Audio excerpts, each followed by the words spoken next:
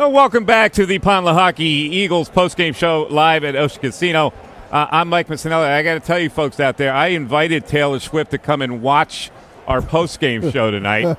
And is she out there? She's a little busy right now. Was she a little busy? She's hanging out in Kansas City, eating a lot of KC barbecue. She's still out there? She left me hanging?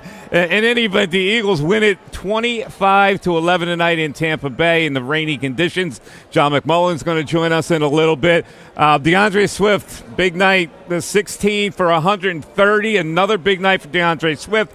Jalen Hurts, meanwhile, listen, it's not a spectacular game. 23-37 for 277, one touchdown. He did get picked twice. He did rush for one TD. His rating, kind of a lackluster 71.6, but we're not going to complain about this. Derek Gunn, Seth Jordan, Mark Farzetto on the set with us. So another win, and they're undefeated. And when we look at this, and it's like old hat. They do things to win games, and we kind of pick it apart. But right now, they do what they need to do. And guys, I was really surprised that Todd Bowles. First of all, he had his corners playing way back. And he did not try to put a lot of heat on Jalen Hurts, which was a template that a couple teams did this season so far. Why do you think, Seth? Well, listen, what Bill Belichick put together and Brian Flores expounded upon, that's what they do. Tampa Bay runs a completely different defense and a completely different style. And I'm pretty sure that exactly what Todd Bowles did to him in the previous two games that they played, year before last in the regular season and the playoff, the game plan was probably similar. Just a different set of circumstances, And I thought they did a very good job with, 10, 11 days off. The coaching staff and Jalen Hurts are coming up, with a game plan to kind of counter some of the things. I believe that they were probably prepared and ready for if Todd Bowles decided to do what Belichick and Flores did, But they're just – you can only do so much, from week to week as far as being able to copy some of the things that other teams do. But it seemed like the Eagles had a game plan for it. Jalen Hurts came out passing the ball. The first series, they moved the ball. He threw the ball extremely well. Then they kind of got bogged down a little bit. And once they got bogged down a little bit, then they started getting to the run game. Once they got to the run game, that opened everything up again. So, it's hard to say why they didn't. Common sense would say look at their game plan and do what they did. But, Mike, I'm telling you, it's easier said than done. When you operate in your base defense and how you do things is this way to try to change and do what everybody else is doing. Mark, the player you can bank on is presented by First Trust Bank. And I know you have somebody up your sleeve. It's an easy player you can bank on tonight, right? I mean, it is, but why not open two accounts with two different banks tonight? And we could talk about A.J. Brown. We could talk about DeAndre Swift, obviously. I mean, look, everyone heard what A.J. Brown had to say this past week when he finally addressed the huge elephant in the room when it came to what was going on the sidelines in the Minnesota Vikings game. He said it wasn't about targets. We all collectively said, we don't believe you. Then you look at this particular game, and it seemed to be all about the targets for A.J. Brown tonight, including in their second trip in the red zone. They were trying to force the ball to him where Jalen Hurts had a man in his face, still tried to get it to A.J. Brown. He got two hands on it and couldn't bring it in. But DeAndre Swift also not seeing the end zone tonight. I got to look at those two players. I mean, again, you want to talk about a guy you could really bank on. DeAndre Swift in these two games has really helped carry this Eagles offense. And then A.J. Brown tonight, he looked again like the wide receiver we had seen throughout the vast majority of last year. Yeah, he did muff a touchdown catch there. That was pretty weak. But he was exhausted before that play. He was down on the day. They went to him a lot. The weather there was very humid. It felt like 101, they said, at the start of the game. Then the rain came in and made it more thick down there in Tampa Bay. 14 of Jalen Hurts' 35 attempts. 14 targets to A.J. Brown. 9 catches for 131 yards. Now, if you're telling me that it wasn't about the damn target, that's a lie. They had to pacify him, didn't they? Well, hates that too. Yeah. But isn't that what you do with receivers? You do. And sometimes, quarterbacks get in trouble because they overthrow to them, and it'll cost them in big situations. But in this particular case, especially with Tampa Bay not having Carlton Davis back there because of the toe injury, it was easy pickings for A.J. Brown in this case. And, he dropped that pick, so he got his targets tonight. He got a $130, $131 receiving. Can't hear any complaints from A.J. Brown this week. Yeah, no, you're right. And Seth, about the 2 picks that Jalen threw, one, he had Swift. I don't know, it was a miscommunication. It was a bad throw. And then he unwisely threw a bomb that was up for grabs that the safety Delaney picked off down there. I don't know if that was a great choice. See, one of my big problems with, Nick Sirianni's philosophy, and it's not really a problem, it's like we want to create explosive plays on offense, and we want to stop the defense from creating explosive plays on the other side of the ball. Hence, you see in third and 3 situations, cornerbacks playing, 8 yards off the ball, just giving up, the first down. In that situation, you've got the game under control.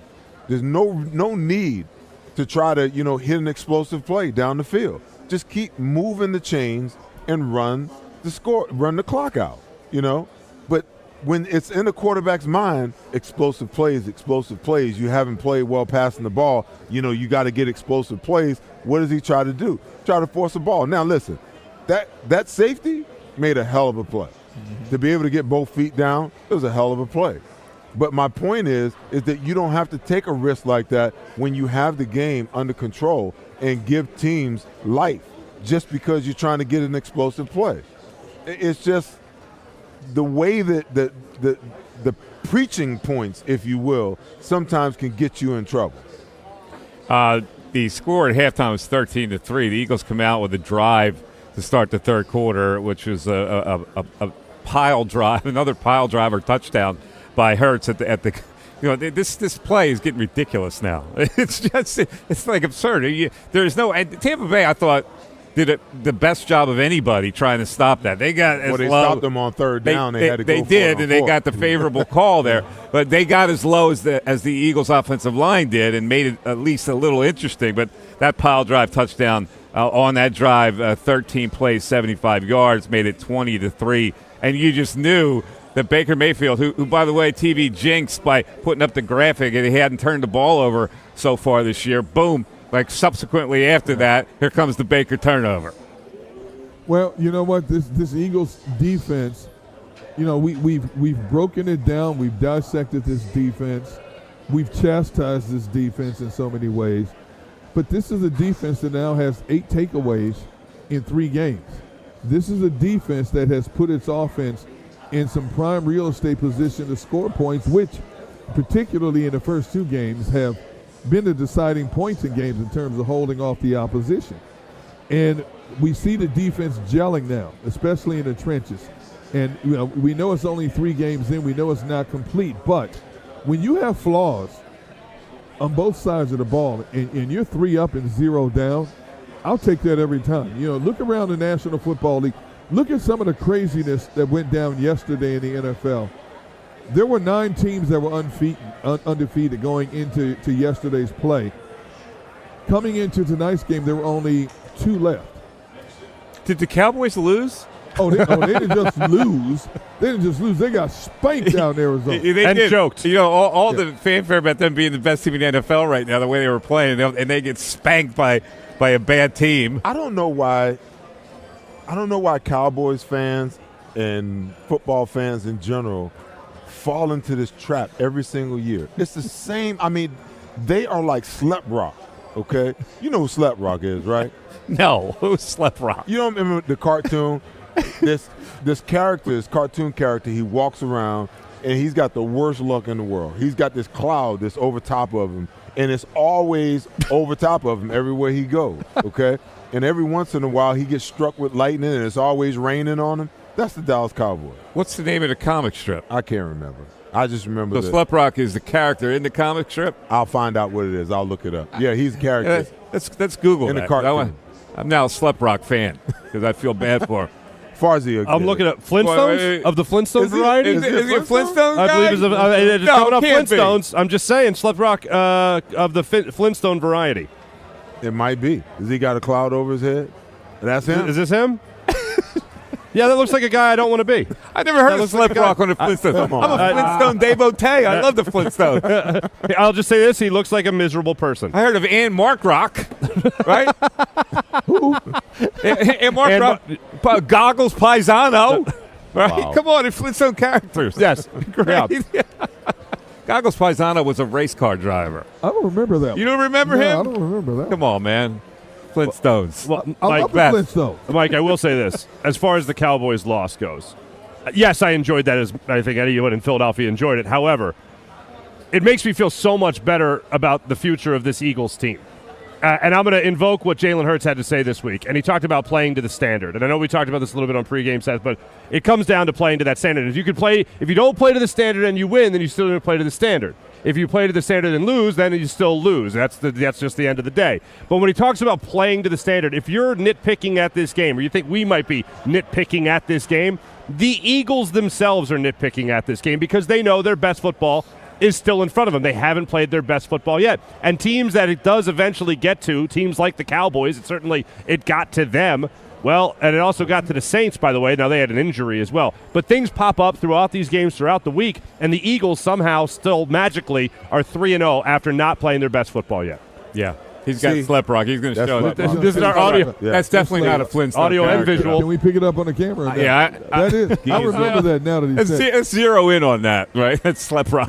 I have no idea who We it need is to and make what comic this. show. We need to make this a meme. Just put a Cowboys helmet on it. All right. Let's not forget about the safety that the Eagles got. The safeties are very important, especially when the other team hands you a safety. Like, remember on the 1 yard line, that play they ran was doomed from the start. Did I not call it before the play or not? You did call it before the play. But Nicholas Morrow with a very instinctive play to make that play. Mm-hmm. How dumb can you be to not realize, especially when you're up in a booth as a coach, we cannot penetrate this team's defense in its interior. Don't run at the heart of the defense. Quick pitch outside something. No, they run right at Jordan Davis. No, what you have to do in that situation is you have to throw the ball. You got to go play action, and you got to have a slant or a quick out, something to just give you some breathing room. You hadn't been able to run the ball on this team the entire game. Let me see. They had 11 runs in the first half of 20 yards for 1.8 yards per carry, and you think that you're going to run the ball on your 1 yard line, or you? It just makes you wonder and that what safety goes on in the came mind. after Hurts was picked by Delaney on that play. Well, they at went the 1 yard line. They went Mayfield pick, Hurts pick. It all evened out in the end with the Eagles with the advantage, right? Yeah. By the way, Rock Quarry was a great Flintstone character. Rock Quarry. It's modeled after Rock Hudson, Rock Quarry. You got anything on the Flintstones? I love the Flintstones, but I don't remember all these characters. Come on, man. I'm sorry. Bam Bam, Pebbles, Barney. How about Barney? Let's get the Barney. Back to me now. Okay, there you It's go. all coming back. What's the dog's name? Dino. He The didn't dinosaur. Know. He didn't know. No, think about it for a second. Hey, man, look, it's late, man. What do you want from me? I want a Fred Flintstone's rack of ribs from you. That's what I want. The Brontosaurus burger, man. Gus. Ooh, I love the rack of ribs and you put them on the side of the car and the car tipped over. Yes. There you go. There you go. How about the elephant trunk as the kitchen sink Or the shower. There you go. Yeah. or the shower? Modern technology at its finest.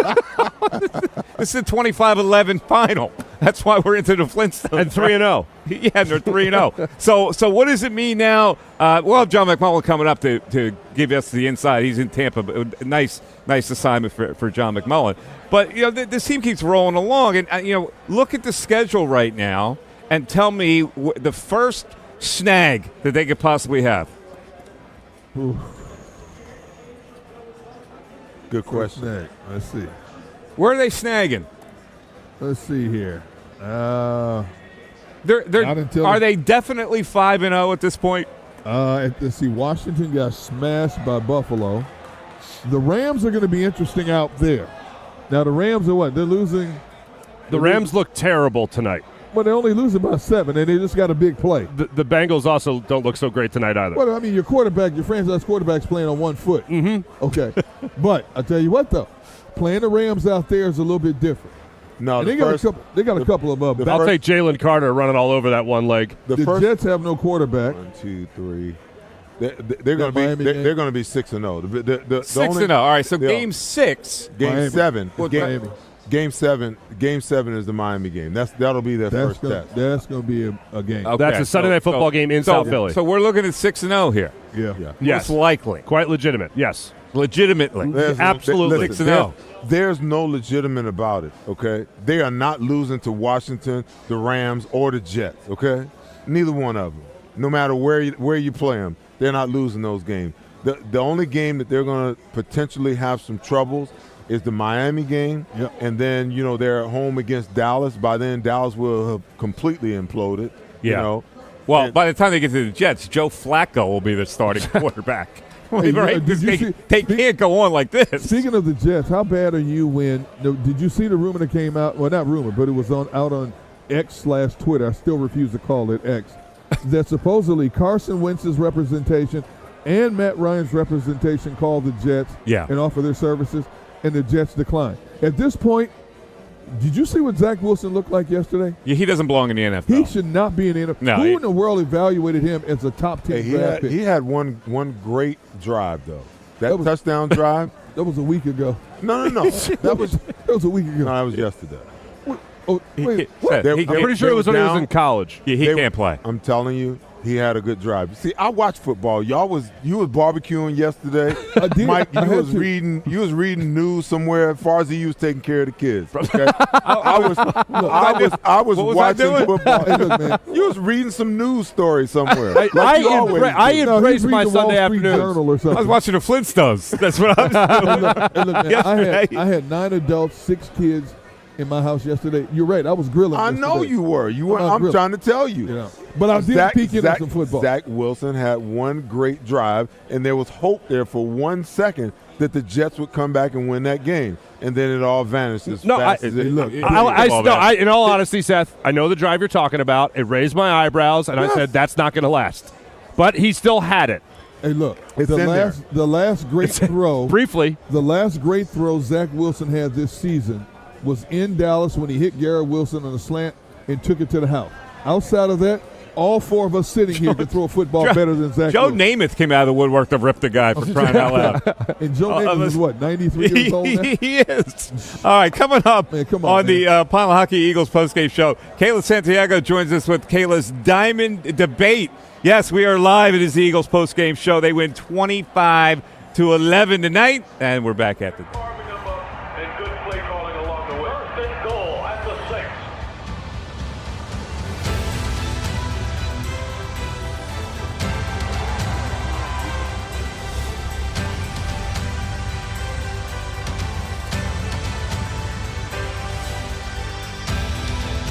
field of life, First Trust Bank is there for you.